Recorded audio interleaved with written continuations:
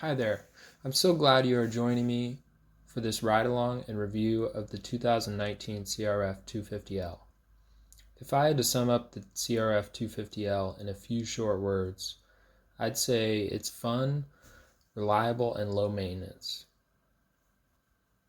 Now these three qualities can add up to a really great machine for most riders and their needs. If you're the type of rider seeking hard enduro or more technical soft enduro, this is not the bike for you. Chances are you're looking for something orange or white and are off course.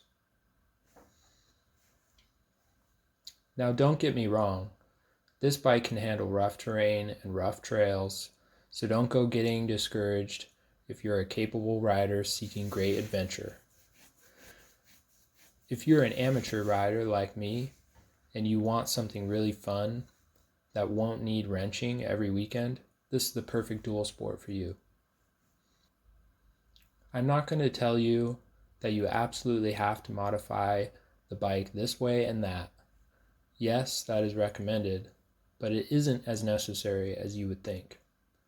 My outlook on the 250L has always been, I want to improve my riding technique on this machine and have as much fun as I can, so that when or if I'm ready for an upgrade, I will truly be ready. A big mistake as a learning rider is to buy the best enduro on the market, expecting to be able to handle such a machine. In my opinion, that is a great way to get yourself hurt. The 250L is not going to overwhelm you, but as you grow in your skills, you will learn to find the power that it does have. The weight of the bike is no secret.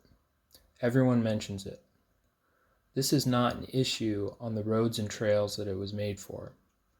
Like I said before, if you want to do enduro riding, then you should get an enduro. This bike carries its weight very low and feels quite light while riding.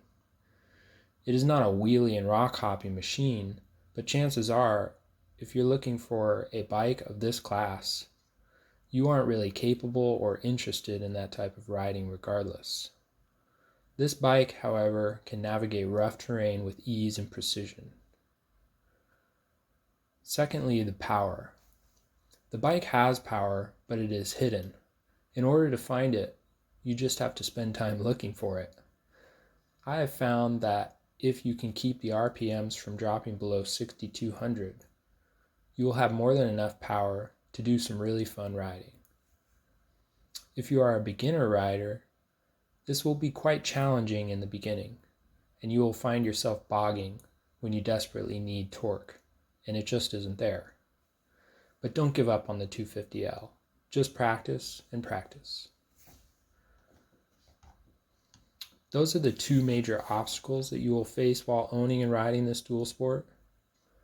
They should not prevent you from having a lot of fun and progressing as a rider. I see these obstacles as opportunities to become better.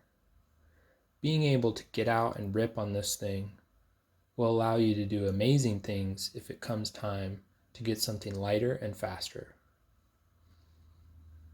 Thank you for watching, and see you next time.